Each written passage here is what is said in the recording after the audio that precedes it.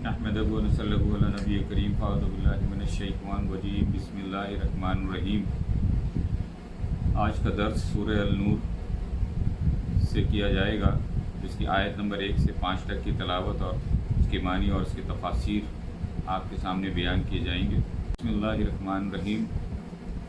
सूरतुन अंज़लनाहा व फ़रज़नाहा व अंज़लना फ़ीहा आयातिन बय्यिनातिन लअल्लकुम तज़क्करून। जिसकी मानी है कि ये सूरत है, हमने इसको नाजिल किया है और इसके अहकाम हमने फ़र्ज़ किए हैं, और हमने नाजिल की है इस सूरत में साफ़ साफ़ आयतें ताकि तुम नसीहत हासिल करो। الزانية والزاني فاجلدوا كل واحد منهما مئة جلدة ولا تأخذكم بهما رأفة في دين الله إن كنتم تؤمنون بالله واليوم الآخر وليشهد عذابهما طائفة من المؤمنين۔ जिसकी मानी है कि जना करने वाली औरत और जना करने वाले मर्द, बस तुम कोड़े मारो इनमें से हर एक को 100 कोड़े, और ना पकड़े तुम्हें दोनों के मुतल्लिक़ शफ़क़त और नरमी अल्लाह के दीन के बारे में, अगर हो तुम ईमान लाते अल्लाह पर और आखरत के दिन पर, और चाहिए क्या हाजिर हो इन दोनों को सज़ा के मौके पर एक ग्रोह ईमान वालों का। अज़्ज़ानी ला यन्किहु इल्ला ज़ानियतुन औ मुशरिकतुन वज़्ज़ानियतु ला यन्किहुहा इल्ला ज़ानिन औ मुशरिकुन व हुर्रिमा ज़ालिका अलल मोमिनीन। ज़ानी मर्द नहीं निकाह करता मगर ज़ानिया के साथ या शिर्क करने वाली है, और जो जना करने वाली औरत है नहीं निकाह करता इसके साथ मगर ज़ानी मर्द या मुशरिक, और हराम करार दिया गया है ईमान वालों पर। वल्लज़ीना यर्मूनल मुहसिनाति सुम्मा लम यातू बिअरबअति शुहदाअ फजल्दूहुम समानीना जल्दातिन वला तक़बलू लहुम शहादतन अबदन वउलाइका हुमुल फासिकून। और वो लोग जो तहमत लगाते हैं पाक दामन औरतों पर, फिर वो नहीं लाते 4 गवाह, बस मारो तुम इनको 80 कोड़े, और ना कबूल करो इनकी गवाही कभी भी, और यही लोग नाफरमान हैं। इल्लल्लज़ीना ताबू मिन बादि ज़ालिका व अस्लहू फ़इन्नल्लाहा गफ़ूरुर रहीम। मगर वो लोग जिन्होंने तौबा की इसके बाद और अपनी इस्लाह की, बस बेशक अल्लाह ताला बख्शने वाला मेहरबान है। ये थी तलावत सूरह अल-नूर की आयत नंबर 1 से लेकर आयत नंबर 5 तक की, जो आपके सामने पेश की गई। इसकी पहली आयत जो पेश की गई है, इसमें पहला हुक्म है ज़ानिया औरत और ज़ानी मर्द, पस मारो तुम इनमें से हर एक को 100 कोड़े। ये हुक्म इनके मुतल्लिक़ हैं जो शादीशुदा ना हो। वला तआख़ुज़ुकुम बिहिमा, और ना पकड़े तुम इन दोनों के बारे में शफ़क़त और नरमी, अल्लाह के दीन के बारे में कोई नरमी और कोई शफ़क़त ना करो। इन कुंतुम तुमिनूना बिल्लाह, अगर हो तुम अल्लाह ताला पर ईमान लाते हो, वल यौमिल आखिर, और आखरत के दिन पर ईमान लाते हो, तो बिल्कुल नरमी नहीं करनी। रजम करने का सबूत बाकी रहा शादीशुदा का हुक्म, तो इसके मुतल्लिक़ मुतवातिर अहादीस और अजमा उम्मत है।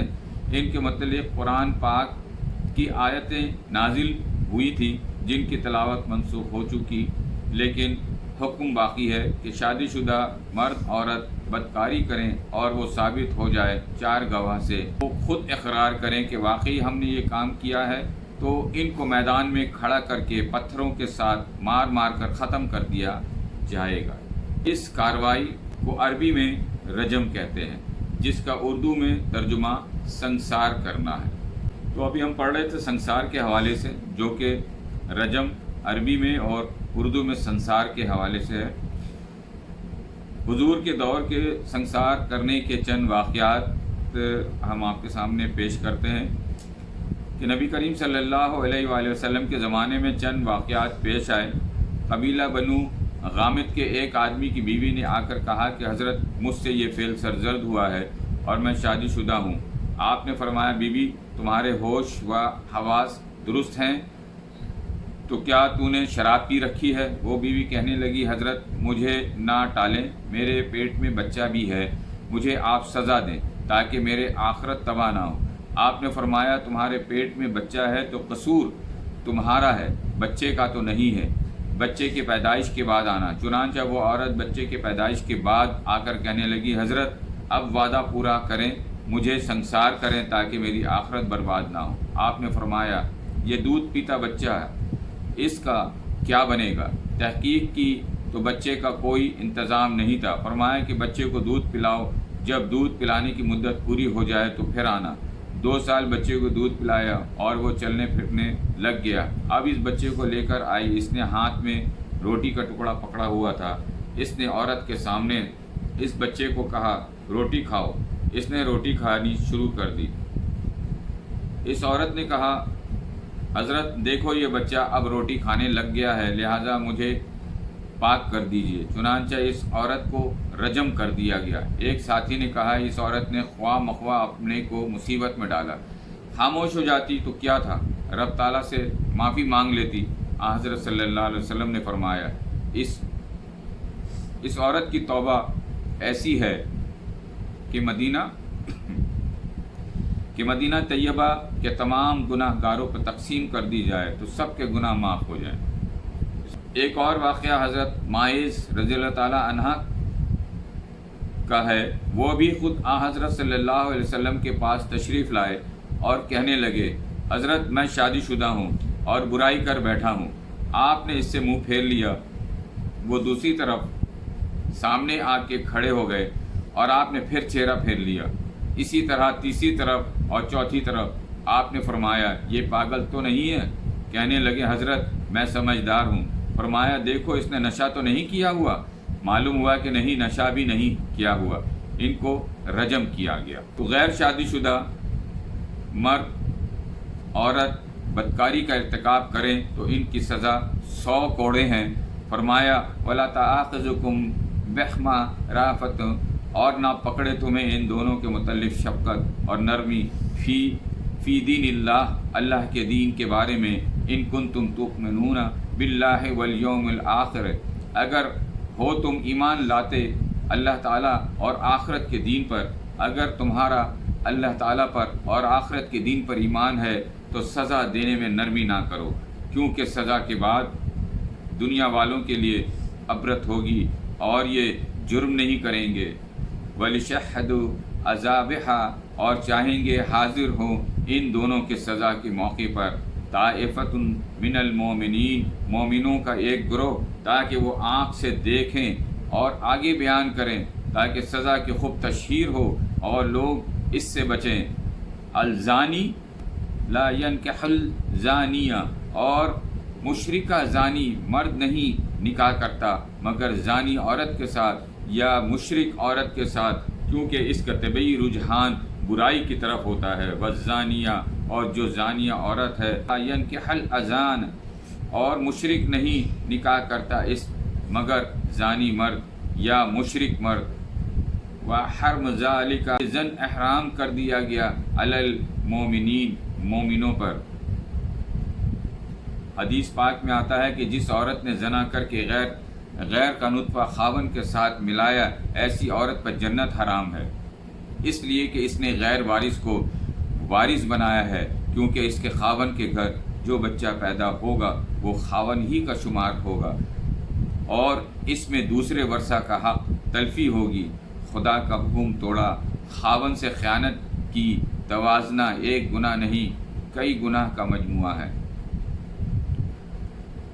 اور حکم سنو، والذین یرمعون المحسنات، اور وہ لوگ جو تہمت لگاتے ہیں پاک دامن عورتوں پر، اور جو عورتوں کا حکم ہے وہی مردوں کا حکم ہے، یعنی اگر کوئی پاک دامن مردوں پر تہمت لگائے تو اس کا بھی یہی حکم ہے۔ لاتے 4 گواہ، پس مارو ان تہمت لگانے والوں کو، ثم نین جلدت، 80 کوڑے، ولا تقبلوا لهم شہادت ابدا، اور نہ قبول کرو ان کی گواہی کبھی بھی۔ مسئلہ یہ ہے کہ اگر کوئی مرد یا عورت کسی مرد یا عورت پر زنا کی تہمت لگائے کہ یہ زانی ہے یا زانیہ ہے، تو تہمت لگانے والے کے ذمہ فرض ہے کہ وہ 4 گواہ لائے۔ اگر 4 گواہ نہ لا سکا، 3 گواہ لا سکا، 2 لا سکا، تو تہمت لگانے والے کو اسی 80 کوڑے، اور یہ سزا توبہ سے بھی معاف نہیں ہوگی۔ کسی کو حرامی کہنے پر بھی 80 کوڑے سزا ہے۔ شرابی کی سزا نبی کریم صلی اللہ علیہ وآلہ وسلم کے دور میں بخاری شریف کی روایت میں 40 کوڑے ہے، اور 80 کوڑے بھی ہے۔ جب شرابی کو 80 کوڑے لگیں گے تو پھر شراب کون پیے گا؟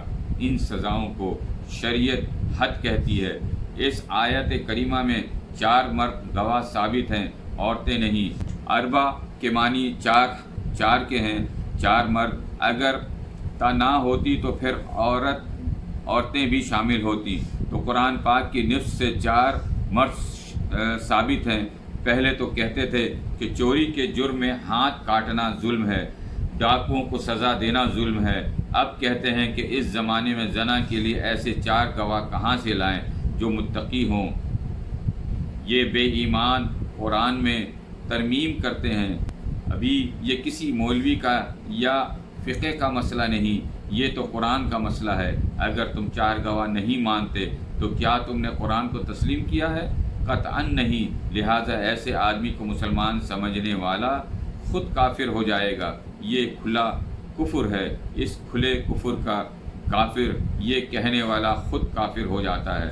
تو فرمایا جنہوں نے پاک دامن عورتوں پر تہمت لگائی اور 4 گواہ نہ لائے تو ان کو 80 کوڑے مارو، اور ان کی شہادت بھی قبول نہ کرو کبھی بھی۔ وَأُولَٰئِكَ هُمُ الْفَاسِقُونَ، اور یہی لوگ نافرمان ہیں۔ ہاں اگر توبہ کر لیں تو ان سے فسق کا حکم ختم ہو جائے گا، لیکن امام ابو حنیفہ فرماتے ہیں کہ گواہی قبول نہیں ہوگی، کیونکہ گواہی کے ساتھ اللہ تعالیٰ نے ابدا کی قید لگائی ہے، کبھی قبول نہ کریں۔ فرمایا الا الذین تابوا، مگر وہ لوگ جنہوں نے توبہ کی، من بعد ذالک، اس کے بعد، واصلحوا، اور اپنے اصلاح کی، وان اللہ غفور رحیم، پس بے شک اللہ تعالیٰ بخشنے والا مہربان ہے۔